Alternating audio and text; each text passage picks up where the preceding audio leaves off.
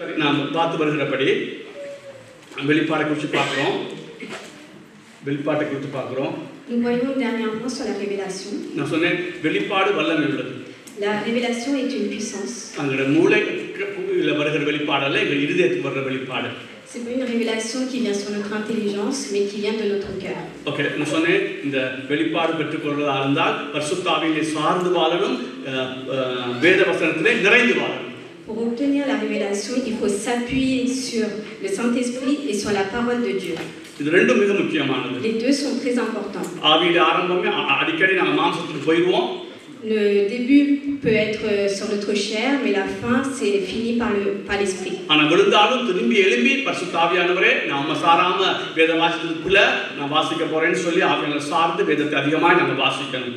Le début, même si on le commence par l'esprit et qu'on finit par la chair, on peut s'appuyer sur le Saint-Esprit pour qu'il nous fortifie et qu'il nous guide. நான் சொல்றேன், இந்த வேதத்தை நாங்க முழுவதுமாய் விளங்கிக் கொள்ள முடியாதனால தான் இவ்வளவு கஷ்டப்பட்டு இந்த புத்தகங்களை உங்களுக்கு வாங்கி தருகிறோம். C'est parce qu'on n'arrive pas à comprendre facilement la parole de Dieu que je vous conseille de lire les différents livres spirituels. அப்ப வேதத்தை எப்படி நீங்க வாசிக்கிறீங்களோ, Comment vous lisez la parole de Dieu? அப்படியே தயவு செய்து ஒரு புத்தகத்தை எடுத்து அந்த ரட்சிப்பின் படிமுறையை எடுத்து வாசிங்க, ஒரு காரணம் எழுதுனா வாசிங்க. De même, je lisais les enseignements, les livres que je vous ai conseillés. இப்ப வெளிப்பாடு நாங்க பெற்றுக்கொள்ள முடியாது. Nous ne pouvons pas l'obtenir par nous-mêmes la révélation. இது பரிசுத்த ஆவி நமக்கு தருகிறது. C'est le Saint-Esprit qui le donne. எப்படி ஒரு சில காரியங்கள் நாங்க பார்க்கிறோம், அதன்படி நம்ம நடந்தால் நிச்சயமான வெளிப்பாடு தருவார். Si on fait comme c'est écrit et on agit tel quel, alors Dieu nous donnera la révélation. நேரம் கடந்தாலும் அந்த வெளிப்பாடு வரும். Même si cela prend du temps, Dieu nous donnera la révélation. ஆகவே நாங்க போன முறை பார்த்தது போல, Comme nous avons vu la dernière fois, நாங்க பார்த்தோம் அவர்களை அன்பு கூறும், அதாவது சத்தியத்திலே அன்பு இல்லாதபடினால் தான் தேவன் நமக்கு வெளிப்பாடு தருகிறது இல்லை. nous n'avons pas obtenu la révélation parce qu'on n'a pas de l'amour sur la vérité. ஆகவே நம்ம சத்தியத்தின் மேல் அன்பு இருக்கணும். Il faut qu'on ait de l'amour sur la vérité. இன்னைக்கு ஒரு புத்தகம் வந்தது, நான் அதை வாங்கிட்டேன். நீங்க வாங்குவது நான் வாங்கிட்டேன். Aujourd'hui, j'ai acheté un livre qui vient d'arriver de nouveau. நான் தான் புத்தகம் வச்சிருக்கிறேன். C'est moi qui ai beaucoup de livres. இன்னும் புத்தகம் நான் தான் வாங்குறேன். Mais c'est moi qui achète encore plus de livres. அதோட தலைப்பு சட்டையை வித்தாவது சத்தியத்தை வாங்கு. Même si tu vends tes vêtements, achète la vérité. Indian பிரசங்கத்துக்கு அதுக்கு நல்ல பொருத்தம் இல்லையா? C'est bien adapté au sujet que je vais aborder, n'est-ce pas? சட்டையை வித்தாவது சத்தியத்தை வாங்கு. Même si tu vends tes vêtements, achète la vérité. அதான் சத்தியத்தின் மேல் அன்பு. C'est l'amour sur la vérité. அப்ப அத என்ன அந்த சொல்றது, சத்தியத்தின் மேல் அன்புல உடுப்பு போடாட்டி பரவாயில்ல, அதை வித்தாவது அந்த புத்தகத்தை வாங்கு. Même si tu as de l'amour sur la vérité, tu vendras tes vêtements et t'achèteras la vérité. அதெல்லாம் வேணா நீங்க ஆர்டர் பண்ணலாம். அது ஒன்று வேற இருக்குன்னு தெரியல, ஆனால் நீங்க ஆர்டர் பண்ணலாம். அப்ப ஒரு தாகம் இருக்கணும். Il faut qu'on ait une soif. ஒரு வாஞ்சை இருக்கணும். Il faut qu'on ait une envie. ஒரு சத்தியத்துல ஒரு அன்பு இருக்கணும். Il faut qu'on ait de l'amour profond sur la vérité.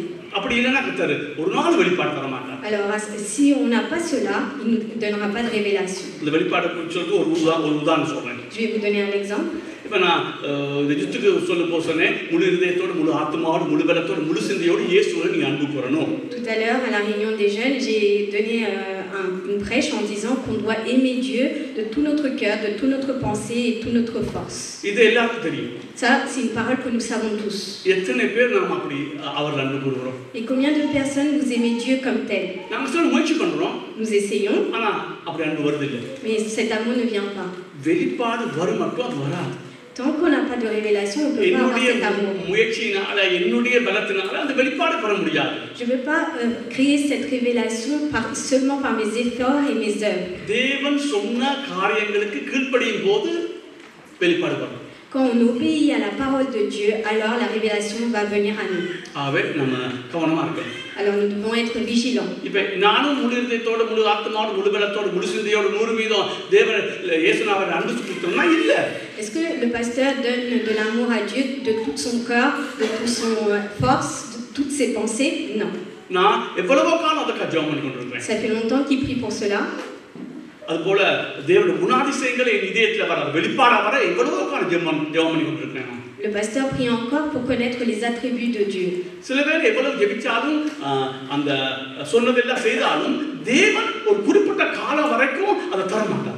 Dieu atteint une certaine période, même si nous prions ardemment et que nous le cherchons ardemment, même si on pratique la parole de Dieu, Dieu donnera en temps voulu. இயேசுநாதர் இந்த உலகத்துல குறிப்பிட்ட காலத்தை தான் அனுப்புனார். அதுபோல வெளிப்பாடும் அந்தந்த நேரத்துல தேவன் தன் சித்தத்தின்படி நடத்துவார். ஆனா நாம செய்ய வேண்டிய கடமை நாம செஞ்சிடணும்.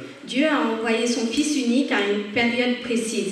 De même, Dieu nous donnera la révélation à un temps précis, mais notre devoir à nous, c'est de pratiquer la parole de Dieu. Okay. நாங்க அப்ப போன முறை பார்த்ததுல ரொம்ப கவனமா இருக்கணும். Donc faites attention et soyez vigilants à la parole que je vous ai enseignée la dernière fois. அப்ப சத்தியத்துல நீங்க விரும்புறீங்களா? Est-ce que vous aimez la parole de Dieu? வேதத்தை விரும்பி வாசிக்கிறீங்களா? Est-ce que vous lisez la parole avec envie? எதிர்பார்க்கிறீங்களா சத்தியத்துல ஒரு வெளிப்பாடு வரணும்னு? Est-ce que vous avez une attente que Dieu va vous donner une révélation? நல்ல books வாங்குறீங்களா? Est-ce que vous achetez des bons livres spirituels? யூடியூப்ல போய் நல்ல தரமான இப்ப அவருடைய இதே எக்கச்சக்கமா இருக்குது. இன்றைக்கு கூட நான் உங்களுக்கு ஒன்று போட்டு விட்டேன் அந்த யூடியூப்ல இருந்து. Il y a un enseignement sur YouTube que le pasteur vous avait envoyé aujourd'hui. C'est bien enseigné. Est-ce que vous les cherchez, vous écoutez? பரிசுத்தமாய் வாழ்வது எப்படின்னு யூடியூப் அநேகருக்கு போட்டுவிட்டேன். போடாட்டி தயவு செய்து மற்றவங்களுக்கு போடுங்க. தயவு செய்து அதை கேளுங்க. அருமையான செய்தி உண்டு. Je vous en prie, écoutez bien la parole qui parle d'être purifié et partagez-le, partagez et écoutez-le si vous voulez. நான் முழு இதயத்தோட நம்புறேன் இந்த சபைக்கு தேவை படிப்பு. Ce que je crois ardemment, c'est que cette église a besoin d'enseignement. நல்ல பிரசங்கம் கேட்கிறது. Pour écouter la bonne parole. ஜெபம் அதோட சேர்த்து செய்யணும். Avec une bonne prière. அப்படி இல்லைன்னா சபையில் எந்த முன்னேற்றம் வராது. Alors sinon l'église ne peut pas grandir et avancer. அப்ப நான் அடுத்தது நான் சொன்னேன் முதலாவது நான் சொன்னேன் அன்பு செலுத்தணும் சத்தியத்துல. Alors tout début on doit aimer la parole de Dieu. இரண்டாவது நான் சொன்னேன் அவருடைய ஒரு வெளிப்பாடு அநேகருக்கு வெளிப்பாடு கொடுக்காத காரணம் அவங்க வெளிப்பாடு கேட்கறாங்க. ஆனா வெளிப்பாடு பெற்றுக்கொண்ட பிறகு அந்த வெளிப்பாடுபடி நடக்க விருப்பம் இல்லை. Pourquoi Dieu prend du temps à révéler, c'est que quand Dieu fait une révélation, les personnes ne pratiquent pas, ne vivent pas selon cette révélation.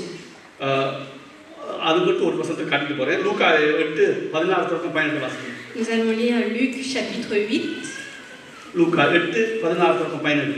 du verset 16 au verset 18. Personne, après avoir allumé une lampe, ne la couvre d'un vase ou ne la met sous un lit, mais il la met sous un chandelier afin que ceux qui entrent voient la lumière.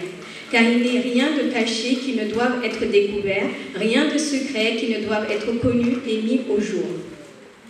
Prenez donc garde à la manière dont vous écoutez, car on donnera à celui qui a, mais celui qui n'a pas, on ôtera même ce qu'il croit avoir.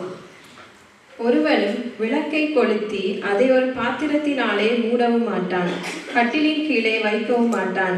உள்ளே பிரவேசிக்கிறவர்கள் அதன் வெளிச்சத்தை காணும்படிக்கு அதை விளக்கை தண்டின் மேல் வைப்பான். வெளியரங்கமாகாத ரகசியமும் இல்லை, அறியப்பட்ட வெளிக்கு வராத மறைப்பொருளும் இல்லை. ஆதலால் நீங்கள் கேட்கிற விதத்தை குறித்து கவனியுங்கள். உள்ளவன் எவனோ அவனுக்கு கொடுக்கப்படும், இல்லாதவன் எவனோ அவன் தனக்குண்டென்று நினைக்கிறதும் அவனிடத்திலிருந்து எடுத்துக்கொள்ளப்படும் என்றார். Écoutez bien. ஆகையால் நீங்கள் கேட்கிற விதத்தை கவனியுங்கள். Il est écrit, prenez donc உள்ளவன் எவனோ அவனுக்கு கொடுக்கப்படும், இல்லாதவன் எவனோ அவனுக்கு அவன் தனக்கு உண்டென்று நினைக்கிறது அவனுக்கு எடுத்துக்கொள்ளப்படும். கவனிங்க, சொல்ல கவனிங்க. இப்போ இதில் என்ன சொல்லப்பட்டிருக்குன்னா, நீங்கள் உங்க வெளிப்பாடுகள் கேட்குறீங்க. Vous écoutez la révélation. தேவன் தருகிறார்.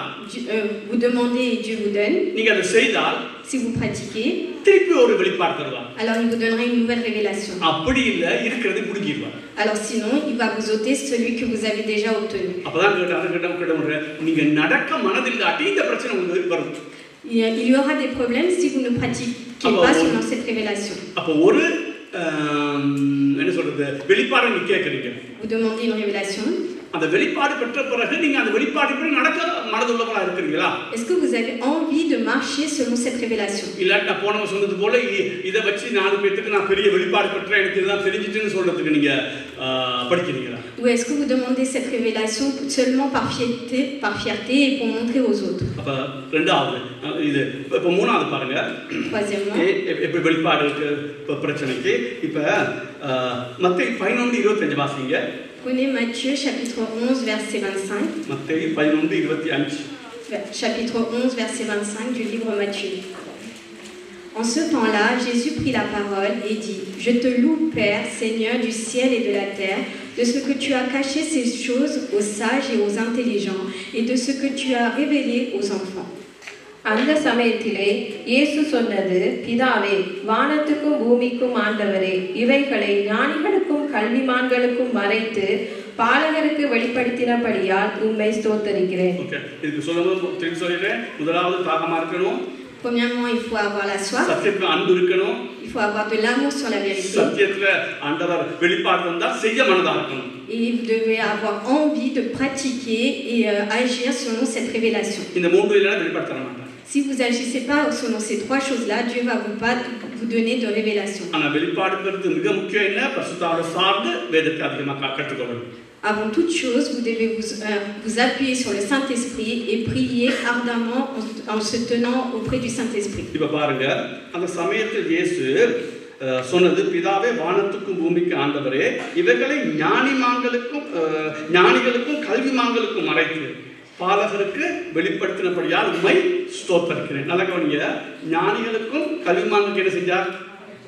மறைத்தார். Écoutez cette parole. Dieu a caché cette parole aux sages et aux intelligents. இதை நீங்க பிள்ளையா விளங்கிக் கொள்ளலாம். Vous pouvez comprendre ça de travers. அப்ப ஞானிகளும் கல்விமான்களுக்கு ஒரு நாள் வெளிப்பாடு கொடுக்க மாட்டாரா? Alors est-ce que le Seigneur va pas donner de révélation aux sages et aux intelligents? கொடுப்பார். Si, il va donner. எத்தனையோ ஞானிகள், எத்தனையோ கல்விமான்கள் கிறிஸ்தவ சமுதாயத்தில் இருக்கிறாங்க. Il y a beaucoup de savants, de personnes sages, intelligents dans l'église. பெரிய பெரிய philosophers எல்லாம் வந்து மிகப்பெரிய கிறிஸ்தவர்களா இருக்கிறாங்க. Et il y a aussi des grands philosophes qui sont dans les églises. அப்ப நீங்க யோசிக்கணும். அதான் சரி, இப்ப பைபிளுக்கு யோசிக்கணும். அப்ப ஞானிகளுக்கு கல்விமானுக்கு மறைத்துன்னு சொன்னால், அதாவது ஞானிகளை கல்விமான் சொல்லல, நான் ஞானி, நான் கல்விமான், எனக்கு ஆண்டவர் சொல்ல தேவையில்ல, நானே விளங்கிக் கொள்வேன் நினைக்கிறது தான் அந்த சொல்றாரு. En fait, ce qui est expliqué dans cette parole, c'est que moi-même je suis sage, moi-même je suis intelligent, et à ce moment-là, Dieu va aussi me révéler cette révélation. Dans Matthieu chapitre 9 verset 11, Dieu dit: Dieu n'est pas venu sauver les justes mais les pécheurs. Alors est-ce que cela veut dire que Dieu va mettre de côté les justes? Non. La parole dit qu'il n'y a personne qui est juste. Nous devons réfléchir. Dieu explique cela.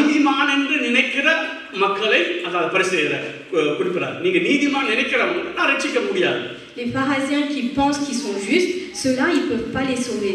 அதே மாதிரி தான் இத சொல்லிருக்குது. கல்விமான் ஞானிகள்னு நினைக்கிறவங்க, எனக்கு எல்லாம் தெரியும், எனக்கு எல்லாமே தெரியும் அப்படின்னு நினைச்சா என்ன சொல்றது? வெளிப்பாடு வராது. Celui qui pense qu'il est sage ou intelligent, à ce moment-là, on n'est pas prêt à obtenir la révélation. Dieu ne peut pas révéler. இது பாருங்க, யோபு 37வது அதிகாரத்திலே 24 வாசிங்க, அருமையான ஒரு விளக்கம் இருக்குது. Dans Job chapitre 37 verset 24. 37:24. Chapitre 37 verset 24. C'est pourquoi les hommes doivent le craindre, ils ne portent les regards sur aucun sage. ஆகையால் மனுஷர் அவருக்கு பயப்பட வேண்டும். தங்கள் எண்ணத்தில் ஞானிகளாய் இருக்கிற எவர்களையும் அவர் மதிக்க மாட்டார் என்றான். அதுதான் அர்த்தம். C'est cela que explique la parole. இப்ப ஞானிகள் அப்படி சொல்றது, ஞானிகளுக்கு அவர் வெளிப்படுத்த மாட்டாருங்கிறது அல்ல. C'est pas qu'il va pas révéler sa révélation aux sages. எனக்கு உதவி தேவையில்லை. J'ai pas besoin d'aide. நானே படிப்பேன். je peux le faire par moi-même. எனக்கு philosophy தெரியும். Je connais la philosophie. நான் யுனிவர்சிட்டில படிச்சிருக்கேன். J'ai étudié à l'université. எனக்கு French தெரியும், German எல்லா லாங்குவேஜும் தெரியும். Je connais toutes les langues, le français, l'allemand. எனக்கு Greek தெரியும். Je connais le grec. எனக்கு எபிரேய பாஷை தெரியும். Je connais l'hébreu. எனக்கு அரமிக் பாஷை தெரியும். Je connais l'arabe. அவன் நானே படிச்சு விளங்கிக் கொள்வேன். Alors je vais apprendre, on m'enseigne tout ça. அப்படின்னு நினைக்கிறவனுக்கு ஆண்டவர் சொல்றான், உனக்கு நான் என்ன செய்ய மாட்டேன், வெளிப்பாடு தர மாட்டேன். Celui qui parle et qui dit cela, Dieu dit, je leur révélerai rien du tout. இங்க பாலகர்னு சொல்றது படிப்பறிவு இல்லாதல்ல, அதாவது சின்ன பிள்ளையை போல தேவனை தங்கி வாழ்கிற மக்கள். Celui à qui Dieu révèle sa parole, c'est comme un enfant qui a soif. இப்போ உதாரணத்துக்கு நான் தியோலஜி ஆணையத்தில் வாசிக்கிறேன் வைங்க. Et imaginons que le pasteur a lu plusieurs fois la théologie, விளக்க புத்தகங்கள் அதாவது கமெண்ட்ரி கணக்கு படிச்சிருக்கிறேன், qu'il a lu beaucoup de commentaires, அல்லது ஆவிக்கு நல்ல பியூரிட்டன்ஸ்ல புக்ஸ், ரிஃபார்மர்ஸ் புக்ஸ் நல்லா வாசிச்சிருக்கிறேன், qu'il a lu plein de livres de réformés. இப்போ இருக்கிற அந்த ரிஃபார்ம் சர்ச் புக்ஸ் நல்லா வாசிச்சிருக்கிறேன். Dernièrement, en plus, c'est vrai, j'ai lu un livre des réformés. அப்ப நான் என்ன நினைக்கிறேன், நான் பெரிய படிச்சாலி. Alors le pasteur peut penser que je suis quelqu'un qui a beaucoup d'intelligence. நல்லா கவனிங்க, இந்த பாயிண்ட் நல்லா கவனிங்க. நான் நல்லா படிச்சா எனக்கு பைபிளை வாசிக்கும்போது, புத்தகங்களை வாசிக்கும் போது எனக்கு பரிசுத்தான துணை தேவையில்லை. Quand je lis la parole, les commentaires, les différents livres spirituels, je peux me dire que j'ai pas besoin du Saint-Esprit tellement j'ai de connaissances. இந்த எண்ணம் வந்தாலே தேவன் அந்த வெளிப்பாடை மறைச்சு போடுவார். Si j'ai une seule seconde de cette pensée-là, alors Dieu, le Saint-Esprit, il ne pourra rien me révéler. பாருங்க, இன்னொரு வசனத்தை வாசிப்போம். மத்தேயு 5:3 வாசிப்போம். Nous allons lire Matthieu chapitre 5 verset 3. இந்த பாயிண்ட் நல்லா கவனிங்க. Heureux les pauvres en esprit, car le royaume des cieux est à eux. ஆவியில் எளிமையுள்ளவர்கள் பாக்கியவான்கள், பரலோக ராஜ்யம் அவர்களுடையது. அப்ப ஆவியில் எப்படி இருக்கணும்? Comment nous devons être en அது esprit? உணர்வுன்னு சொன்னா பிச்சைக்காரனா இருக்கணும். Nous devons être comme des pauvres. அப்ப எத்தனை தடவை நம்ம வேத வாசிச்சிருந்தாலும், Même si on a lu plusieurs fois la parole de Dieu, எத்தனை தடவை ஒரு புத்தகத்தை நம்ம வாசிச்சிருந்தாலும், même si on a lu plusieurs fois un livre spirituel, நல்லா கவனிங்க. நாங்க அந்த பைபிளா இருக்கட்டும், புத்தகமா இருக்கும், அதை அணுகும் பொழுது, quand nous cherchons à le lire, சின்ன பிள்ளை போல ஆண்டவரே நான் இதை ஏற்கனவே வாசிச்சிருக்கிறேன், il faut demander comme un enfant, j'ai déjà lu ce livre, நான் திரும்ப அதை வாசிக்க போறேன், mais je vais relire ce livre. ஆனா எனக்கு ஒரு வெளிச்சம் தாங்க ஆண்டவரே. Seigneur, donne-moi une lumière. ஒரே பைபிளை கோடித்தரம் வாசிச்சாலும் நீ ஒவ்வொரு முறையும் ஆவியானவர் சார்ந்து உங்க பெருமையை விட்டுட்டு ஆண்டவரை எனக்கு விளங்கப்படுத்துங்கன்னு சொல்லும் போது உள்ளான மனுஷனுக்குள்ளே ஒரு கிரியை அவர் நடத்திட்டார். Le Seigneur va faire une grande révélation au moment où, même si on a lu 1 million de fois la Bible et qu'on vienne auprès de lui et on lui demande humblement, en mettant notre fierté de côté, que le Saint-Esprit nous révèle, qu'il nous donne sa révélation. இந்த புல்பிட்ல இருந்து எத்தனையோ பேர் சொல்லிட்டேன், இந்த பைபிளா இருக்கட்டும், நீ புத்தகங்களா இருக்கட்டும், ஆவியானவரை சாராமல் நீ தொடக்கூடாது. Si je vous l'ai dit plusieurs fois à partir de en haut, qu'il faut toujours que vous vous appuyez sur le Saint-Esprit. அந்த வசனத்தை நல்லா காட்சிக்கொள்ளுங்க. அவன் தேவன் தன்னுடைய பார்வையில யார் ஞானியா இருக்கிறான் நினைக்கிறானோ அவனை விட்டுட்டு போயிடுவான். Le Seigneur dit bien dans sa parole que celui qui se prend pour un sage, Dieu va l'abandonner. நீ படிக்கிறது தவறல்ல. C'est bien que tu lises la parole. ஆனா படிக்கும் போது ஆவியானவரை சாராமல் நீ படிக்கிறது உனக்கு எந்த பலனையும் கொண்டு வராது. Mais il faut toujours t'appuyer sur le Saint-Esprit, sinon tu n'auras aucune force. இது பாருங்க, யோவான் 9வது அதிகாரம் திருப்பி கொள்ளுங்க. Jean. யோவான் 9வது அதிகாரம் Chapitre 9. 38ல இருந்து 41 மட்டும் வாசிங்க இருக்கா. Nous allons lire à partir du verset 38. Et il est dit, je crois Seigneur, il se prosterna devant lui. Puis Jésus dit, je suis venu dans ce monde pour un jugement, pour que ceux qui me voient...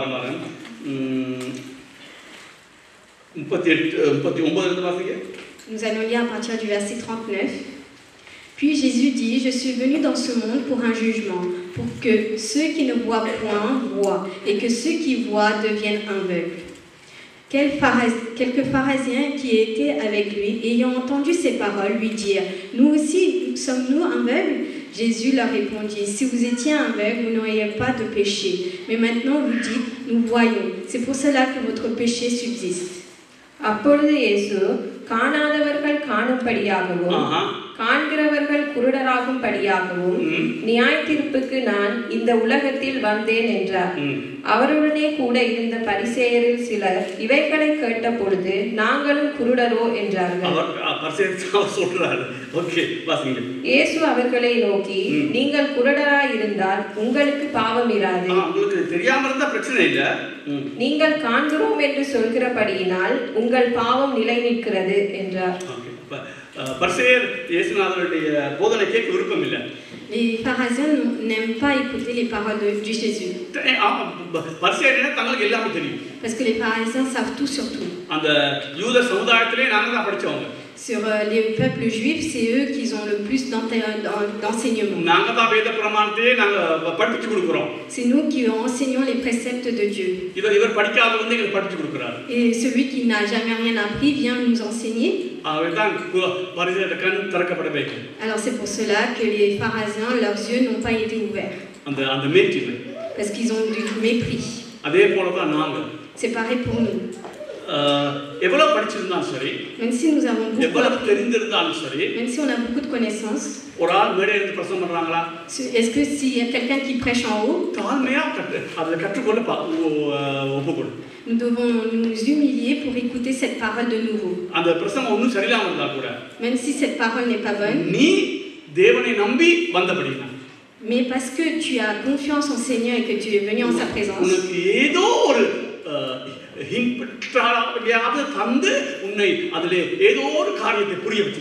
il va te donner quelque chose, un petit quelque chose, et il va te le révéler et te le faire comprendre. Alors nous ne devons pas être comme celui qui a tout appris. Nous devons apprendre. Nous devons lire en s'appuyant sur le Saint-Esprit. Nous devons avoir l'envie d'écouter, même si la personne qui prêche ne connaît pas, n'a pas assez de connaissances. Dans cette église locale, c'est quelque chose de très important. Est-ce que Jésus il a commencé une école biblique? Non. C'est l'église qui l'a formé, qui l'a créé en lui. Le Seigneur Jésus, il vient récupérer l'église, pas une école biblique. Jésus aime chaque église locale. C'est quelque chose de très important.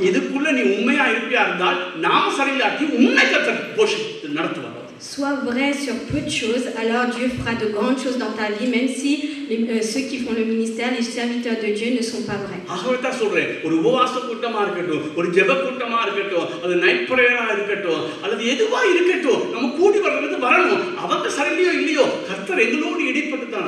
Nous devons donner de l'importance à chaque rassemblement qui est fait par l'Église. Il ne faut pas regarder les serviteurs de Dieu, même s'ils ne sont pas vrais. Si nous donnons de l'importance à Dieu, Dieu va faire de grandes choses dans notre vie.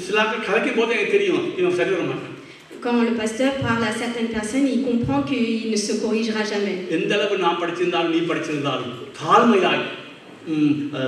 சகோதரர் மத்தியிலே கதைக்கும் போதோ பிரசங்கம் பண்ணும் போதோ உன்னை தாழ்த்தி தேவ சமூகத்தை ஒப்புக் கொடுக்காம விட்டால் கர்த்தர் உனக்கு இருக்கிறதையும் எடுத்துக் கொள்வார். Si on n'est pas humble devant le Seigneur, alors Dieu va ôter le peu qu'il nous a offert.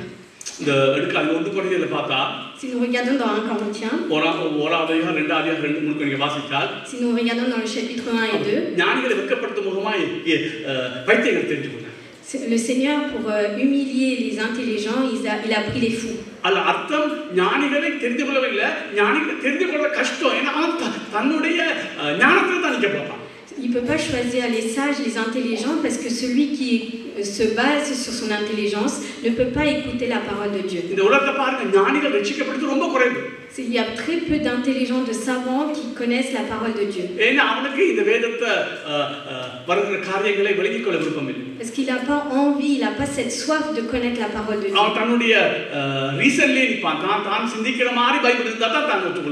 Il va rester sur son raisonnement et il veut regarder la parole de Dieu selon son raisonnement.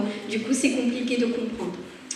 Ok, அப்ப நாங்க லூக்கா 1 கடைசியா பார்த்துட்டு அடுத்து போவோம். லூக்கா 1:51-52. Nous allons lire Luc chapitre 1 versets 51-52. அவங்க பெருமையா இருக்காங்க.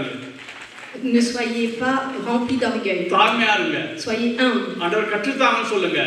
Demandez au Seigneur de vous enseigner. ஆவியில எளிமையா இருங்க. Soyez humbles, pauvres dans நான் le cœur. பிச்சைக்காரன் ஆண்டவரே. Dites au Seigneur que je suis pauvre. எவ்வளவு படிச்சாலும் பிச்சைக்காரன் தான். Même si j'ai beaucoup appris, je suis un pauvre. ஏன்னா நீங்க வெளிப்பாடு தராம என் வாழ்க்கையில எந்த ஒரு வல்லமையும் புறப்படாது. Parce que sans que Dieu fasse une révélation, je peux rien faire dans ma vie. நான் எவ்வளவு படிச்சாலும் நீங்க வெளிப்பாடு தராட்டி எனக்கு ஒண்ணுமே இல்ல ஆண்டவரே. Je suis rien sans que tu me donnes une révélation, Seigneur. ஆவே நான் சாக மட்டும் பிச்சைக்கார நிலைமையில வந்து உங்கள்ட்ட ஆண்டவரே அந்த வெளிப்பாட்டுக்கு நான் சமூகத்துல உட்கார்ந்திருப்பேன் ஆண்டவரே. Seigneur, je viendrai à tes pieds, Seigneur, jusqu'à la fin de mes jours et je serai humble. Je vais te demander que tu me donnes une révélation. நான் திருப்பி சொல்றேன், வெளிப்பாடு இல்லைன்னா உனக்கு வல்லமை இல்ல. Si tu n'as pas de révélation, tu n'auras pas de puissance dans ta vie. இப்ப என்னால இயேசுவை நேசிக்க முடியல, நேசிக்கிற அளவுக்கு எனக்கு வெளிப்பாடு இல்ல. அதான். Pourquoi on peut pas aimer Jésus-Christ de tout notre cœur? C'est parce qu'on n'a pas de révélation. இந்த சர்ச்சில வெளிப்பாடு பெற்ற மக்கள் இருந்தா இந்த சர்ச் ஒரு வித்தியாசமா இருக்கும். Si les gens de cette église avaient des révélations, cette église serait autrement aujourd'hui. வெளிப்பாட்டுக்காய் நாம கதறி Nous devons un peu crier auprès du Seigneur pour cette révélation. திரும்ப சொல்றேன், பெருமை உள்ளவனுக்கு தேவன் எதிர்த்து நிற்கிறார். Dieu est contre ceux qui sont orgueilleux. ஆகவே ஞானிகளைப் போல நான் படிச்சவன் போல இருக்காத, அது தெரிந்திருந்தாலும் ஆண்டவரே இன்றைக்கு நான் திரும்ப பைபிள் படிக்கும் போது சபைக்கு வரும் பொழுது என்னோடு பேசுங்க, என் இதயத்தோடு பேசுங்க. Ne soyez pas comme un savant qui savent tout. Soyez humble de cœur et demandez au Seigneur de vous enseigner aujourd'hui. Il vous donnera une révélation. Okay, வாசிப்போம். Nous allons lire Luc chapitre 1 verset 51. Il a déployé la force de son bras, il a dispersé ceux qui avaient dans leur cœur des pensées orgueilleuses. Et il a renversé les puissants de leur trône et il a élevé les humbles. தம்முடைய புயத்தினாலே பராக்கிரமம் செய்தார். இருதய சிந்தையில் அகந்தை உள்ளவர்களை சிதறடித்தார். பலவான்களை ஆசனங்களிலிருந்து தள்ளி தாழ்மை உள்ளவர்களை உயர்த்தினார். அப்ப நீ தாழ்மையா இருக்கணும். Alors soyez humble. நீ எல்லாருக்கும் தெரியுங்கிற நிலைமையில நிக்காத. Ne crois pas que tu sais tout. இந்த உலகத்துல யாரும் அப்படி இல்ல. Personne ne sait tout sur cette terre. பிரசன்ஸ் பண்றவங்களே எல்லாம் தெரிஞ்ச மாதிரி எங்களுக்கு தெரிஞ்சா கூட அவங்க வெளிப்பாட்டுக்காக தேவ சமூகத்துல அநேக நேரம் உட்கார்ந்திருந்த மக்கள். Les grands auteurs spirituels, ils ont été assis auprès du Seigneur pour apprendre et nous enseigner aujourd'hui. Okay, நான் திரும்ப சொல்றேன், வெளிப்பாடு வேணும்னா பரிசுத்த ஆவியானவரை சார்ந்து வேதத்தை நல்லா படிக்கணும். Si vous voulez avoir des révélations, appuyez-vous sur le Saint-Esprit et demandez au Seigneur de vous apprendre. ஆனா சில தடைகள் இருந்தா எங்களுக்கு வெளிப்பாடு வராது. Si nous avons des obstacles dans notre vie, on n'aura pas de révélation aussi. தாகமா இருந்தா இல்லாட்டி தர மாட்டாரு. Si on n'a pas de soif, il va pas donner de révélation. சித்தத்தைப்படி செய்யாட்டி தர மாட்டாரு. Si on n'agit pas selon sa volonté, on n'aura pas de révélation. போன முறை பார்த்தோம், நாங்க சத்தியத்தின் அன்பு இல்லாட்டி தர மாட்டாரு. Si on n'a pas d'amour sur la vérité, on n'aura pas de révélation. பெருமை இருக்கவனுக்கு வெளிப்பாடு தர மாட்டாரு. Dieu ne donnera pas de révélation à celui qui est orgueilleux. அடுத்தது 118வது சங்கீதம் ஜெபத்தை குறித்து பார்ப்போம். 119வது சங்கீதம் 18. 119வது சங்கீதம் 18. Nous allons lire Psaume 119 verset 18 sur la prière. 119 verset 18. Ouvre mes yeux pour que je contemple les merveilles de ta loi. உமது வேதத்திலுள்ள அதிசயங்களை நான் பார்க்கும்படிக்கு என் கண்களை திறந்தருளும். ஆகவே ஜெபம் இல்லாத வேத வாசிப்பு எந்த ஒரு வெளிப்பாட்டையும் கொண்டு வராது. Si nous prions, si nous lisons la parole sans la prière, cela n'est pas utile. நீங்க தனிப்பட்ட ஜெபமா இருக்கட்டும், que ce soit des prières குடும்ப ஜெபமா இருக்கட்டும், individuelles ou en அல்லது famille, சபைக்கு கூட்டி வர ஜெபமா இருக்கட்டும், ou avec l'église. இதுல நீங்க உற்சாகமா கலந்து கொள்றீங்களா? Vous devez, est-ce que vous venez avec envie dans ces rassemblements? அப்படி இல்லைன்னா வெளிப்பாடு வராது. Alors à ce moment-là, vous n'aurez pas de révélation. கவனிங்க, நெகேமியா 8வது அதிகாரத்தை திருப்பிக் கொள்ளுங்க. Jérémie chapitre நெகேமியா Néhémie, le livre 8, Néhémie, 5, 6. chapitre 8 verset 6. Néhémie, verset 6. Esra ouvrit le livre à la vue de tout le peuple, car il était élevé au-dessus de tout le peuple, et lorsqu'il l'ouvert, tout le peuple se tient en place. Esra bénit l'Éternel, le grand Dieu, et tout le peuple répondit en levant les mains, Amen, Amen, et s'inclinèrent et se prosternèrent devant l'Éternel, le visage contre terre. Ezra சகல ஜனங்களுக்கும் உயர நின்று சகல ஜனங்களும் காண புஸ்தகத்தை திறந்தான். இது நியாயப்பிரமாண புத்தகம் அல்லது இப்ப சொன்னா பைபிள் வச்சுக்கொள்ளுங்க. அவன் அதை திறந்தபோது ஜனங்கள் எல்லாரும் எழுந்து நின்றார்கள். எவ்வளவு மரியாதை கொடுத்தாங்க வேதத்தில் பாருங்க. Regardez le respect qu'ils qu'ils ont donné à la parole de Dieu. அப்பொழுது எஸ்ரா மகத்துவமுள்ள தேவனாகிய கர்த்தரை ஸ்தோத்தரித்தான். ஜனங்கள் எல்லாரும் தங்கள் கைகளை குவித்து அதற்கு மறுமொழியாக ஆமேன் ஆமேன் என்று சொல்லி குனிந்து முகம் குப்புற விழுந்து கர்த்தரை பணிந்து கொண்டார்கள். அதுக்கு பிறகுதான் வேதத்தை வாசிக்க தொடங்கினாங்க. Ils ont commencé à lire la parole de Dieu une fois qu'ils ont béni, qu'ils ont glorifié le Seigneur. நீங்க இந்த ரிஃபார்ம் சர்ச்சஸ்ல பார்த்தா, Si vous regardez les églises réformées, இந்த என்ன சொல்றது, ஞாயிறு ஆராதனையில ஒரு 2-3 அதிகாரம் ஒவ்வொரு நாளும் பைபிள் வாசிப்பாங்க. chaque dimanche, ils vont lire des chapitres précis à l'église. அந்த பிரசங்கியார் பிரசங்கம் பண்ண போகும்போது தான் சொல்ற பிரசங்கம் பண்ணும்போது எல்லா எழும்பி நின்று தான் என்ன வசனம் வாசிக்கிறோம் எல்லா எழும்பி நின்று வாசிப்பா சொல்லுவாங்க. Chaque dimanche, celui qui va prêcher avant d'enseigner son sujet, il va lire certains chapitres et le peuple, les gens de l'église se lèvent et écoutent avec humilité. Ils glorifient le Seigneur ainsi.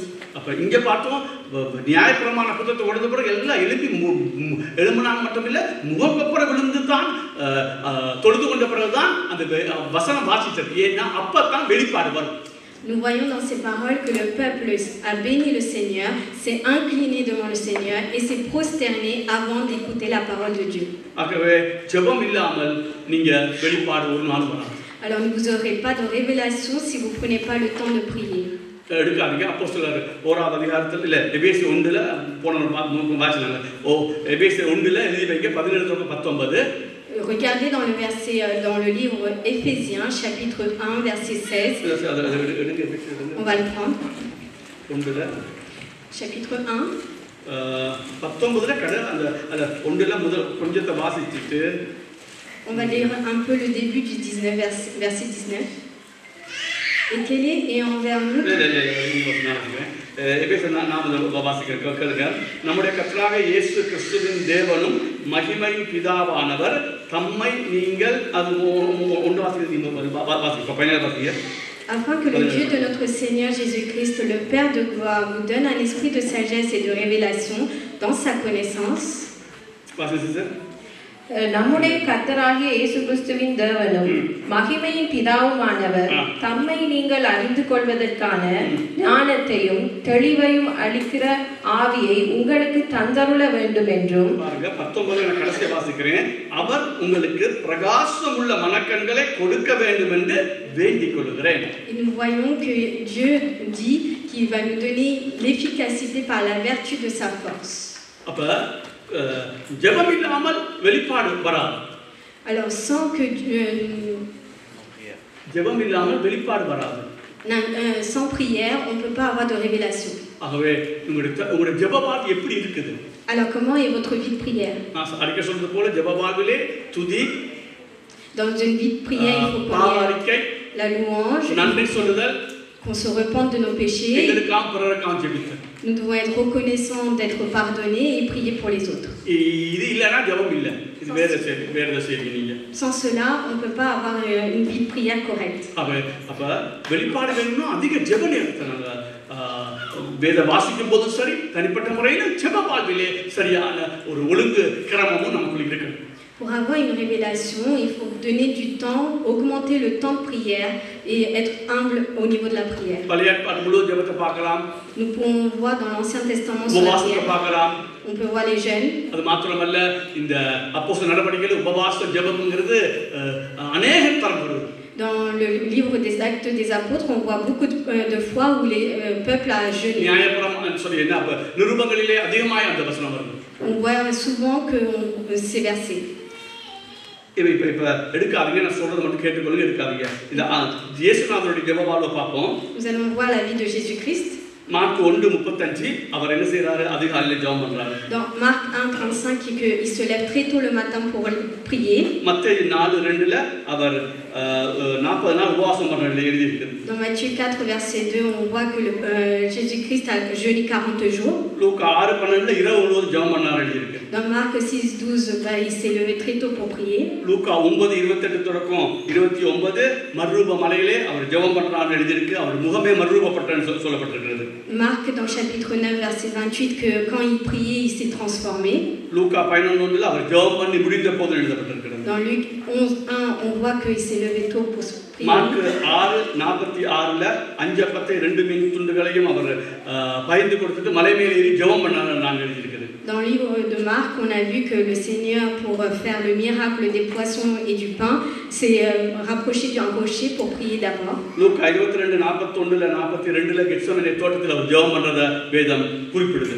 Nous voyons aussi dans Luc que le Seigneur s'est sacrifié pour prier avant de se sacrifier. எடுக்காங்க ஏசாயா 50 அதிகாரத்திலே பேசுறதுக்கு ஒவ்வொரு நாளும் காலை தோறும் அவர் தேவ சமூகத்துக்கு போய் அன்றைக்கு என்ன செய்யணும்ங்கறதை வெளிப்பாடா கற்றுக்கொள்றார். Nous voyons que dans Ésaïe 50 que le Seigneur tous les jours il a pris le temps de prier. இயேசுநாதர் மனிதனாய் எப்படி அவ்வளவு வெளிப்பாடு வல்லமை கொண்டு வரும்? La parole donne de la puissance. அப்ப ஆண்டவர் இயேசு கிறிஸ்து மனிதனாய் எப்படி வல்லமையாக ஊழியம் செய்தார்னா அவர் வெளிப்பாடை ஒவ்வொரு நாளும் பெற்றுக்கொண்டார். Le Seigneur Jésus-Christ, en priant tous les jours auprès de Jésus, auprès de Dieu, il a obtenu la révélation qui est une puissance. அவர் முழு இதயத்தோடு முழு ஆத்துமாவோடு முழு சிந்தையோடு பிதாவாகிய தேவனை அவர் அன்பு கூர்ந்தார். Nous voyons que Jésus a aimé le Seigneur Dieu de tout son cœur, de toute sa force, de toute sa pensée. ஏன்னா அவர் மனிதனாய் வெளிப்பாடை பெற்றுக்கொண்டார்.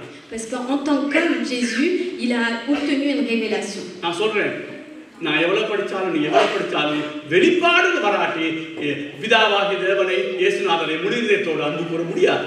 Si vous et moi nous avons obtenu beaucoup d'enseignements mais que nous n'avons pas de révélation, on ne peut pas agir et vivre pour Dieu. நான் திரும்ப சொல்றேன் இந்த உலகத்திலே எல்லாவற்றிலும் எல்லாமாய் இருப்பது பரிசுத்த ஆவியானவர்.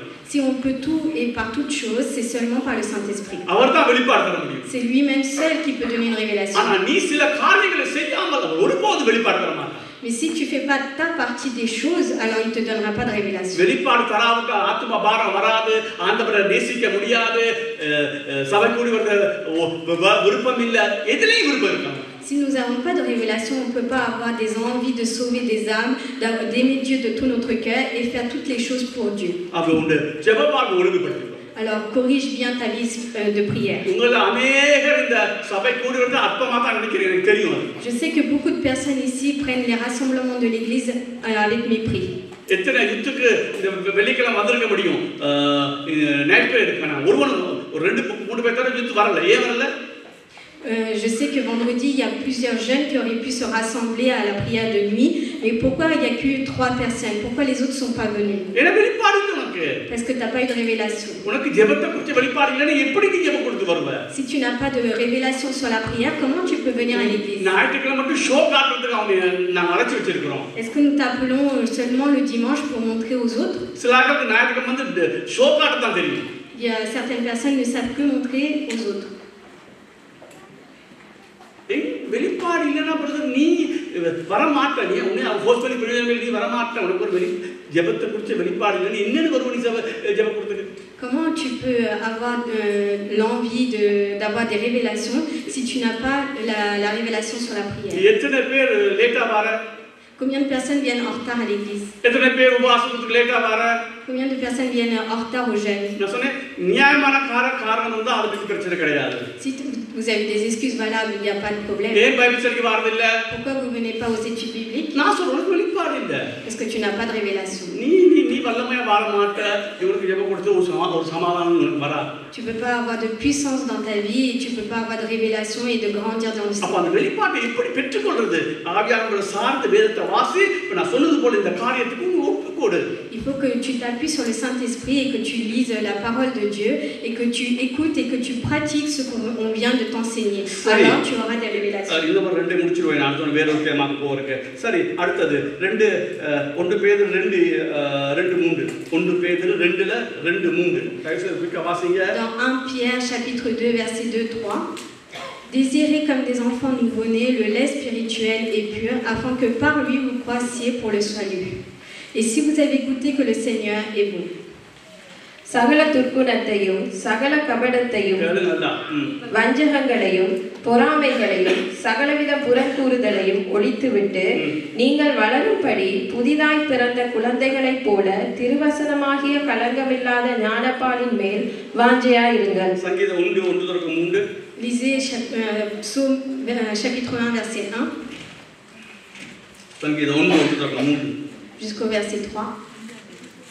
Heureux l'homme qui ne marche pas selon le conseil des méchants, qui ne s'arrête pas sur la voie des pécheurs et qui ne s'assied pas en compagnie des moqueurs, mais qui trouve son plaisir dans la loi de l'Éternel et qui la médite jour et nuit. Il est comme un arbre planté près d'un courant d'eau qui donne son fruit en sa saison et dont le feuillage ne se flétrit point, tout ce qu'il lui fait lui réussit. துன்மார்க்கருடைய ஆலோசனையில் நடவாமலும் பாவிகளுடைய வழியில் நில்லாமலும் பரியாசக்காரர் உட்காரும் இடத்தில் உட்காராமலும் கர்த்தருடைய வேதத்தில் பிரியமாயிருந்து இரவும் பகலும் அவருடைய வேதத்தில் தியானமாயிருக்கிற மனுஷன் பாக்கியவான். யாக்கோபு 1:21. Dans Jacques chapitre 1 verset 29. மூணுக்கு ஒரு தொடர்பு இருக்கு, அதான் சொல்லிட்டு நான் படுத்துறேன். Il y a une connexion entre ces trois versets, c'est pour ça que je vous le dis. Jacques chapitre 1 verset 29. 21. C'est pourquoi, rejetant toute souillure et tout excès de malice, recevez avec douceur la parole qui a été plantée en vous et qui peut sauver vos âmes. ஆகையால் நீங்கள் எல்லாவித அழுக்கையும் கொடிய துர்க்குணத்தையும் ஒழித்துவிட்டு உங்கள் உள்ளத்தில் நாட்டப்பட்டதாயும் உங்கள் ஆத்துமாக்களை இரட்சிக்க வல்லமை உள்ளதாயும் இருக்கிற வசனத்தை சாந்தமாய் ஏற்றுக்கொள்ளுங்கள். ஓகே, இந்த மூணுலயே நீங்க ஒரு மனத்தை காட்டுறீங்க, ஒரு சிமிலாரிட்டியை பார்க்குறீங்க. Vous allez voir une symétrie entre ces trois versets. மூணுலயும் வேத வசனத்தை குறித்து தான் பேசி இருக்குது. Trois versets parlent de la parole de Dieu. ஆனா மூணுலயும் வேத வசனத்தை நீ வாசிக்க முதல் அல்லது செய்ய முதல் நீ துர்க்குணத்துல பாவ வாக்கை விட்டு நீ வெளிவந்து வேதத்தை வாசிக்கிறதை வலியுறுத்து. Mais il est exigé que avant de lire la parole de Dieu, on doit mettre de côté nos souillures, nos péchés avant de lire sa parole. அப்ப கவனிங்க, நான் சொன்னேன் பரிசுத்தான சார்ந்து வேதத்திலே நீ நிரம்பி வாழ்ந்தால் உனக்கு வெளிப்பாடு வரும். Si nous appuyons sur le Saint-Esprit et qu'on se consacre au Saint-Esprit, ஆனா இங்க சொல்லுது நீ வேதத்தை வாசிக்கும் முன்பு உன் பாவ வாழ்க்கை உன் பாவ துர்க்குணங்களில் இருந்து நீ வெளியில வந்தால் பரிசுத்தமாய் உன் இதயத்திலே சுத்த மனசாட்சி இல்லாமல் வாசித்தாதான் உனக்கு இந்த வேத வசனம் கிரியை செய்யும். Mais la parole qu'on voit ici, pour qu'elle agisse dans notre vie, on doit mettre de côté nos souillures, nos péchés et avoir une bonne conscience pour que la parole agisse en nous. அப்ப என்ன, நீ வெளிப்பாடு பண்ணணும்னு சொன்னால் நீ பாவ வாழ்க்கையிலிருந்து வெளிவந்திருக்க. Si tu veux avoir une révélation dans ta vie, il faut que tu sois délivré de tes péchés. துர்க்குணத்திலிருந்து வெளிவந்திருக்க. Il faut que tu changes de tes mauvaises habitudes. உன்னை சொன்ன குற்றமற்ற மனசாட்சியோட நீ வேதத்தை வாசிக்க தொடங்கணும். Il faut que tu lises la parole de Dieu avec une bonne conscience. ஒரு பாவமா இருந்தால், même s'il y a un péché, பாருங்க சூரியன் பெருசுதானே, on voit que le soleil c'est grand. ஆனா ஒரு ரூபா குத்தியே என் கண்ணுக்கு முன்னால் வச்சாலும் சூரியன் தெரியாது. Mais si on voit une pièce de 1 euro devant le soleil, on ne le voit plus. அதே மாதிரி தான் வெளிப்பாடு பயங்கரம், la révélation est grande. ஆனா ஒரு சின்ன பாவம் இருந்தாலும் அந்த வெளிப்பாடு மறைச்சு. Mais s'il y a un petit péché dans ta vie, alors on ne peut pas voir cette grande révélation. Est-ce que vous comprenez? அப்ப நீங்க உங்களுக்கு தெரிஞ்ச எந்த ஒரு பாவத்தோடு கூட நீங்க வேதத்தை வாசித்தால் உங்களுக்கு வெளிப்பாடு வராது. Si vous lisez la parole de Dieu avec comme un petit péché, alors vous n'allez pas obtenir une révélation dans votre vie. Je vous exhorte beaucoup sur la révélation. Pardon, je vous exhorte souvent sur le péché, donc comme j'en ai assez souvent parlé, je ne vous en parle pas aujourd'hui. Mais vous savez dans votre cas quel genre de péché vous le faites. Récemment, moi-même, j'ai commis un péché. Alors quand j'ai fait ce péché, j'ai demandé pardon au Seigneur.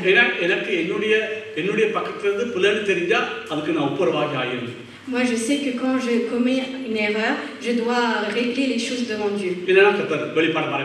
Je sais que si je ne me réconcilie pas avec Dieu, alors je n'aurai pas de révélation.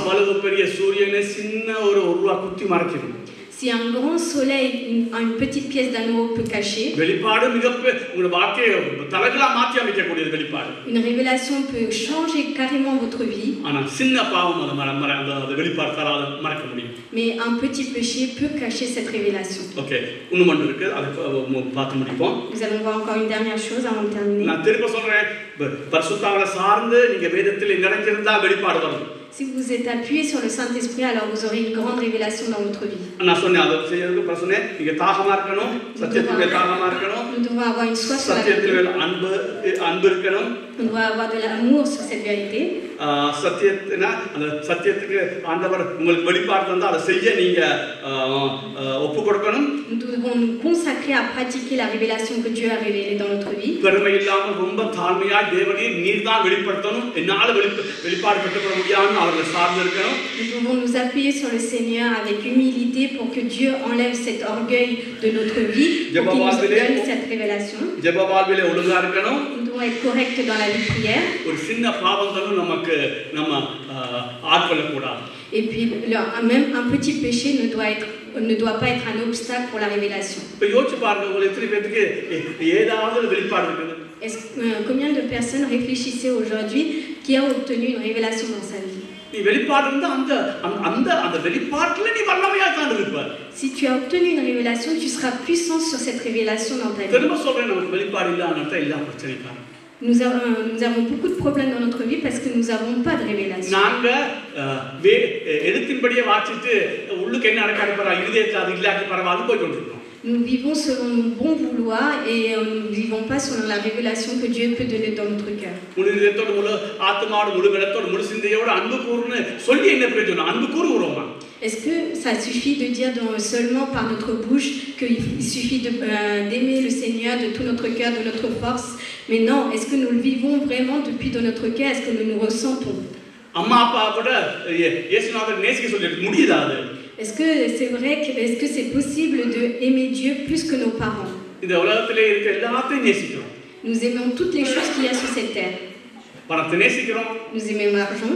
கணவன் மனைவி நேசிக்கிறோம், பிள்ளைகளை நேசிக்கிறோம். Nous aimons notre conjoint, nos enfants. ஆண்டவரை இயேசு கிறிஸ்து மட்டும் நேசிக்கல. அதாவது நான் இப்படி சொல்றேன், அதாவது நீ உன் வைஃபை நேசிக்கும் போது உனக்கு சமாதானம் சந்தோஷம் வருது இல்லவா?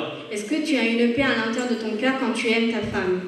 பணத்தை நேசித்தா ஒரு 1000 ரூபாய் வந்து அவனுக்குள்ள ஒரு சமாதானம் சந்தோஷம் பொங்கி வழியுது அல்லவா? Tu as une grande paix et une joie quand tu reçois 1000 euros dans ta vie.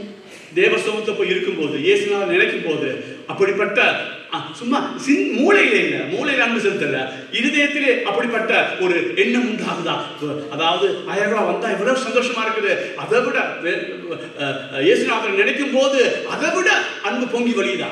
Est-ce que ton amour abondant, se grandit énormément dans ton cœur quand tu t'assois auprès de Dieu et que tu penses à lui, pas seulement dans ton intelligence, mais comme obtenir 1000 euros, est-ce que ton amour pour Dieu est grand? நாங்க இப்படி இதை கேட்டா நாங்க என்ன சொல்லணும்? பேசி சபையில கேட்ட மாதிரி அது பரிசுத்தா இருக்குதா நமக்கு தெரியாது. Nous demandons comme les pharisiens, est-ce que vivre purement c'est suffisant? அது மாதிரி நான் சொல்லணும். இயேசுநாதர் நேசிக்கிறது தெரியுது வருதுடா. நீங்க சொல்ற மாதிரி 1000 ரூபாய் வர்றதை விட இயேசுநாதர் 1000 ரூபாய் வரைக்கும் இருக்கிற சந்தோஷத்தை விட இயேசுநாதர் அன்பு சந்தோஷமா இருக்குன்னு அது எங்க வருது, அது எப்படி வருது, எங்க வருதுன்னு தெரியாது எனக்கு. Nous essayons de comparer comment on peut avoir une joie entre 1000 euros et l'amour de Dieu, mais il faut se consacrer. பேசுறது திராட்சரசமும் தானியமும் பெருகின காலத்திலே கிடைத்த சந்தோஷத்தை விட என் இருதயத்துக்கு அதிக சந்தோஷத்தை தந்தீர். நான் இப்ப சொல்றது பிராக்டிக்கல் லைஃப்ல உனக்கு இயேசு கிறிஸ்து இன்பமாய் இனிமையாய் இருக்கிறார். Est-ce que dans ta vie pratique, au quotidien, est-ce que l'amour de Dieu te suffit ou est-ce que tu regardes le vin et les gras succulents dans ta vie de tous les jours? காசு வர்றதை விட bonus வர்றதை விட இயேசு உனக்கு அதிக சந்தோஷத்தை உன் இருதயத்துக்கு ஐ மீன் எக்ஸ்பீரியன்ஸா உனக்கு வருதா? Est-ce que tu as une grande amour pour Dieu par rapport à ce que tu obtiens comme salaire et des primes? நான் சொல்லுவேன் எனக்கு அப்படி அந்த அளவுக்கு இல்ல. Je sais que c'est pas pareil pour moi. ஆனா ஜெபிக்கிறேன். Je demande quand même au Seigneur de me donner cette révélation. Je sais qu'il y a quelque chose qui va pas. என்ன சொல்றது, கொஞ்சம் இருந்தாலும் போதாது, துப்புரவா போதாது. Je sais que même si je donne de l'amour au Seigneur, ce n'est pas suffisant. ஆனா தொடர்ச்சியாய் நீங்க நான் சொல்றத செய்யா கட்டாயம் திராட்சரசமும் 10,000 ரூபாய் காசு வர்றதை விட இயேசுவை நினைக்கும் போது அந்த சமாதானம் சந்தோஷம் இருதயத்துல தெரியும், உள்ளம் பொங்கி வலி. Vous allez voir une grande réjouissance dans votre cœur quand vous allez penser au Seigneur, quand vous pensez à l'amour de Dieu, plus grand que les gras succulents ou n'importe quelle chose qui peut venir dans votre vie. Réfléchissez un peu. Dans votre cœur. Okay. Nous allons lire 2 Timothée 2, verset 7. கற்றுக்கொடுக்க வேண்டிய என்னுடைய பொறுப்பு, நீங்க தான் கற்றுக்கொண்டு அதை அபியாசிக்கணும். C'est le devoir du pasteur de nous enseigner, mais c'est à nous de le mettre en pratique. 2 தீமோத்தேயு 2 2 Timothée, chapitre 2, verset 7. Comprends ce que je dis, car le Seigneur te donnera de l'intelligence en toutes choses. நீயே எல்லாவற்றிலும் உன்னை நற்கிரியைகளுக்கு மாதிரியாக காண்பித்து 2 தீமோத்தேயு 2:7 நான் சொல்லுறது 2 தீமோத்தேயு 2:7 நான் சொல்கிறவைகளை சிந்தித்துக்கொள். கர்த்தர் எல்லா காரியங்களிலும் உனக்கு புத்தியை தந்தருளுவார். புத்தியை தந்துவார்னா வெளிப்பாடு தருவார். ஆனா நான் சொல்றதை நீ என்ன செய்ய சிந்திக்கணும். Nous devons comprendre, alors à ce moment-là, Dieu va donner de la révélation. அப்ப பாருங்க இப்ப 1 தீமோத்தேயு 4:13 வாசிங்க. 1 Timothée 1 தீமோத்தேயு 4:13. 4, verset 13. 1 தீமோத்தேயு 4:13. 1 Timothée, chapitre 4, verset 13. Jusqu'à que je vienne, applique-toi à la lecture, à l'exhortation, à l'enseignement. நான் வருமளவும் வாசிக்கிறதிலும் காணும். அப்ப சிந்திக்கணும்னா நீ வாசிக்காம சிந்திக்க முடியாது. Tu peux pas réfléchir, comprendre sans lire.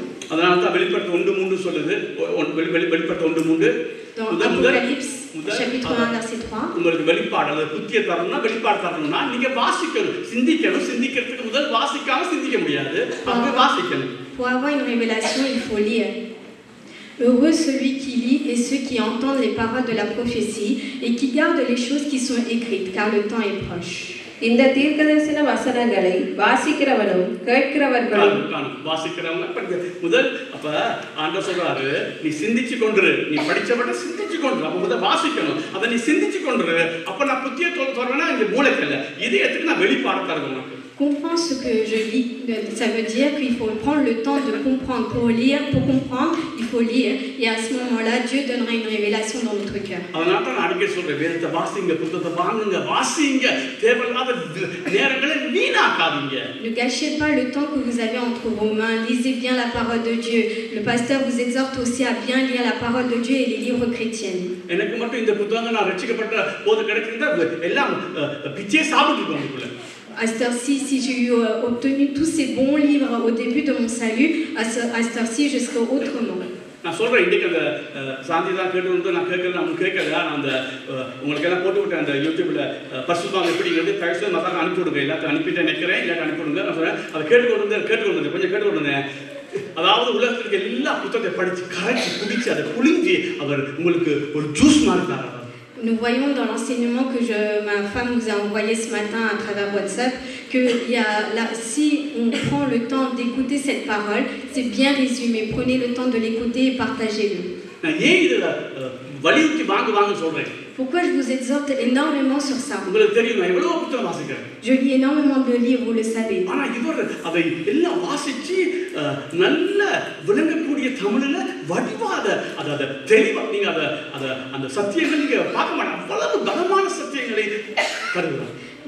Si vous écoutez l'enseignement YouTube, vous voyez qu'il a bien lu la parole de Dieu, tous les livres spirituels, et il les a résumés en peu de choses, et il l'explique humblement, correctement, afin qu'on puisse le comprendre.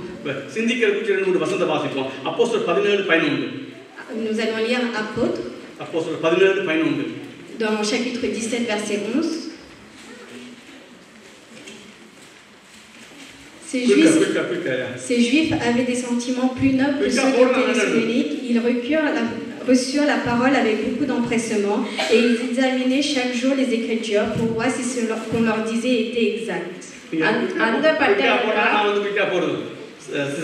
அந்த பட்டணத்தார் மனோவாஞ்சையாய் வசனத்தை ஏற்றுக்கொண்டு காரியங்கள் இப்படி இருக்கிறதா என்று தினந்தோறும் வேத வாக்கியங்களை ஆராய்ந்து பார்த்தாங்க. சரி, அடுத்தது பாருங்க. எஸ்ரா புத்தகத்தை திருப்பி கொடுங்க. Nous allons regarder les livres Esra. 7 chapitre 7. 10-11. Nous allons lire les versets 10 et 11.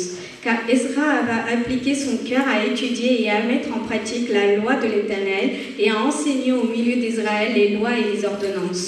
Voici la copie de la lettre donnée par le roi Artaxerxès à Esra, sacrificateur et scribe, enseignant les commandements et les lois de l'Éternel concernant Israël.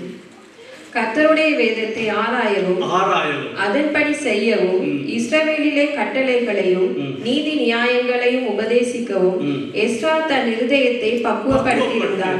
சிந்திச்சு யோசிச்சு அதை தன் இருதயத்தை பக்குவப்படுத்தி வச்சிருந்தான். கர்த்தருடைய கற்பனைகளின் வார்த்தைகளிலும் அவர் இஸ்ரவேலுக்கு யோசுவா 1:8 எல்லாம் தெரிஞ்சாருன்னா நான் வாசிக்கணும். யோசுவா 1:8 இந்த உயிர் வசனம். Le pasteur aime beaucoup le verset Josué chapitre 1 verset 7. Que ce livre de la loi ne s'éloigne point de ta bouche, médite-le jour et nuit pour agir fidèlement selon tout ce qui est écrit, car c'est alors que tu auras du succès dans tes entreprises, c'est alors que tu réussiras.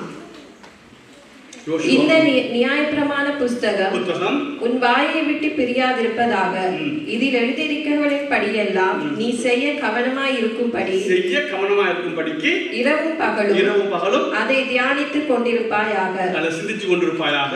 அப்பொழுது நீ உன் வழியை வாய்க்க பண்ணுவாய், அப்பொழுது புத்திமானாயும் நடந்து கொள்வாய். C'est à ce moment-là qu'on aura des révélations si on agit selon cette parole. Nous devons méditer. Nous devons lire et comprendre. Médite, étudie.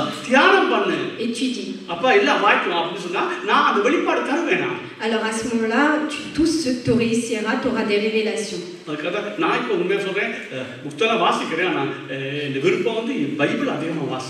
C'est vrai que je lis beaucoup de livres spirituels, mais j'ai envie de lire encore la parole de Dieu. C'est pas parce que je dois pas lire les livres spirituels.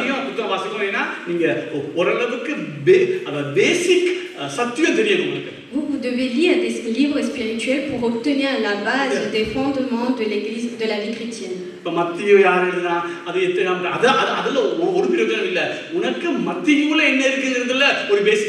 Tu ne dois pas lire ce qui est écrit, qui a écrit Matthieu, mais tu dois comprendre ce qui est écrit dans tout le livre de Matthieu. C'est bien de comprendre tout ce qui est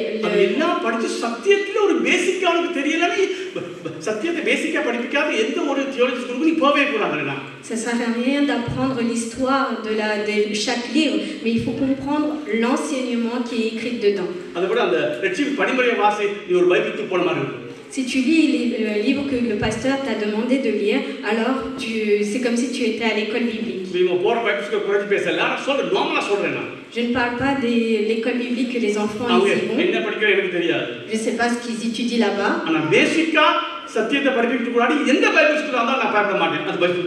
Nous devons apprendre le fondement de la vie chrétienne et alors à ce moment-là on pourra grandir. Ça ne sert à rien de connaître quelle année, qui, quoi, comment. C'est bien de savoir. Mais quelle révélation tu vas obtenir de cela? C'est bien de connaître l'histoire.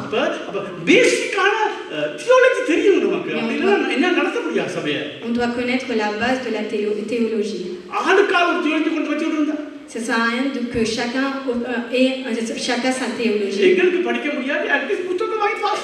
Si on n'arrive pas à comprendre, il faut acheter, lire et comprendre.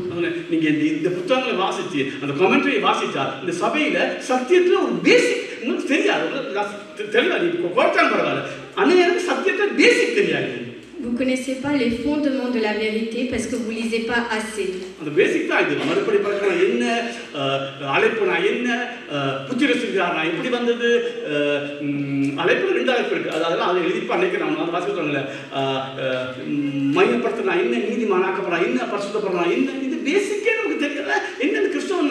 Si tu ne connais pas les fondements de la vie chrétienne, le salut, l'appel, être sauvé, la gloire de Dieu, alors ça ne sert à rien.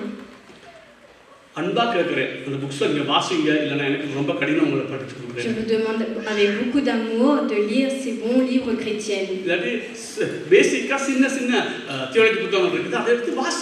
Sinon, prenez des petits livres de théologie et lisez petit à petit. Nous n'avons pas assez d'intelligence pour comprendre seulement avec la parole. Acceptez-le.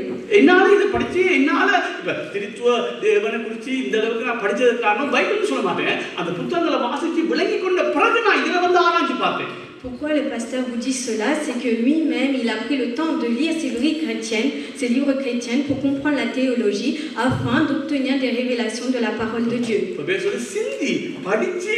ஆராய்ச்சி பார்த்து சிந்தி. நான் சொல்றேன், உங்களுக்கு முந்தி சொன்னேன், திருப்பி சொல்றேன், ஒரு ஜெப வேலையை கொஞ்சம் குறைச்சா, ஜெபம் மிக முக்கியமானது, கொஞ்சம் குறைச்சாவது வாசிக்கிறத கூட்டுங்க நீங்க. Le pasteur vous exhorte aujourd'hui, même si vous réduisez un peu votre temps de prière, il faut que vous lisez la parole de Dieu, vous la compreniez et vous la méditiez. ஒரு மாசத்துக்கு 2 மாசத்துக்கு ஒரு புத்தகத்தையாவது வாசிச்சு, அது 2 தரம் வாசிச்சு, அது என்ன சொல்லுதுன்னு எடுத்துக்கொள்ளுங்க மூளைக்குள்ளார. Essayez tous les 2 mois, 3 mois de lire un livre et de le comprendre et le méditer. நீ அப்படி செய்யும்போது கர்த்தர் புத்தியத்தை தந்தோம்னா உனக்கு அது வெளிப்பாடு தருவேன். நீ தான் சிந்திக்கணும், நீ தான் படிக்கணும், நீ தான் தியானிக்கணும். அப்பதான் புத்திய தருவேன், வெளிப்பாடு தருவேன். Alors à ce moment-là, Dieu donnera une intelligence, une révélation, si on prend le temps de lire, de comprendre et de méditer et d'étudier. இந்த சபையில ஒரு வருஷத்துக்கு ஒருக்கா பைபிள் வாசிக்க நான் சொன்னேன், கையை சொன்னா 90 பேர் யோசிச்சுவீங்க. Je sais que dans cette église, si je demande de lever la main, combien de personnes a lu au moins une fois la Bible entière, il n'y a que 90% qui ne va pas lever le doigt. அப்ப எப்படி வெளிப்பாடு வரும்னு சொல்றீங்க? Alors comment vous allez obtenir une révélation? நான் தீர்க்கமா சொல்றேன், இந்த சபையில முழு 20 வருஷம் இருந்தும் ஒருக்கா பைபிள் முழுக்கா படிக்காதவங்க இருப்பீங்க. Je peux prophétiser facilement que même s'il y a des gens qui vivent dans cette église depuis 20 ans, n'a pas lu encore une fois la Bible entièrement. அதே போல ஒரு வருஷத்துக்கு ஒருக்கா பைபிள் படிக்காதவங்க இருப்பாங்க. Il y a aussi certains qui n'ont pas lu au moins une fois. எங்க இருந்து வெளிப்பாடு கொண்டாரு? Alors comment vous allez obtenir la révélation? ஆலயம் இருந்தா, கலைஞர்கள் இருந்தா, பைபிள்ல தானே அப்பா இருக்குது, புத்தகங்கள் தானே இருக்குது வெளிப்பாடு. Il y a beaucoup de révélations dans les livres chrétiens. ஜெபம் பண்ணுவோம். Nous allons prier. எழும்பு கர்த்தர் சமூகத்துல நான் சொல்றேன், புத்தகம் வாசிக்கிறதுக்கு நல்ல டைம் கொடுங்க. Donnez du temps pour lire la parole de Dieu. பைபிளை வாசிக்கிற அதே போல புத்தகங்களை வாசிக்க டைம் கொடுங்க. Donnez du temps aussi pour lire des livres spirituels comme la Bible. இவர்ட அந்த மனம் திரும்ப புத்தகம் இது மற்றது கிருபையின் உபதேசம் இதெல்லாம் நீங்க தியோலஜி போத்தவங்க அந்த தியோலஜி உங்களுக்கு காணும். Vous n'avez pas besoin d'aller dans des écoles bibliques si vous lisez seulement les livres que le pasteur vous a enseigné de lire. நீங்க உண்மையா அதை வாசிச்சா பிறகு நல்ல புத்தகத்துக்கு வாங்குனா வாங்கலைன்னா இது நீங்க வாசிக்க மாட்டீங்க. வாசிங்க, அடிப்படையில வாசிங்க. Lisez d'abord les bases de livres que je vous ai enseignés et je vous en montrerai d'autres. உள்ளத்தின் ஆழத்தில் சொல்றேன், நீ உண்மையான தியோலஜியா மாற போறியா, உண்மையான கிறிஸ்தவன் என்ன அறிஞ்சு கொள்ள போறியா, இந்த புத்தகங்களை 10 வாங்கி வாசி. Si tu veux vivre une vraie vie chrétienne, alors achète ces livres et lis-les. இது எங்களுக்கு ஒரு லாபம் இல்லை இதுல. Là, moi, j'obtiens aucune récompense à vous dire உங்களுக்கு என்னை cela. பற்றி நல்லா தெரியும். இந்த காசு இவர் தான் பொறுப்பு, இவரில் என்ன இருக்குன்னு எனக்கு தெரியாது. நான் இதுகளெல்லாம் தலை போடுறாரு, எனக்கு தேவை அந்த காசு குறைச்சி நஷ்டம் போட்டாலும் பரவாயில்ல. நீங்க அதை வாசிச்சு உண்மையான சபையில் எல்லாரும் ஒரு பேசிக் தியோலஜிக்குள்ள இது இது இப்படித்தான் பிரதர் நான் சொன்னாலும் இல்லை பிரதர் இது இப்படித்தான் அதை எழுதியிருக்கு நான் வாசிச்சிருக்கேன்னு சொல்ற அளவுக்கு நீங்க வளரணும். Le pasteur souhaite que dans ces derniers temps, que nous prenions le temps de lire ces livres chrétiens et qu'on puisse en discuter chacun, non, ça c'est cela, et de parler ensemble. தகப்பனே, உம்மை நாங்கள் துதிக்கிறோம்.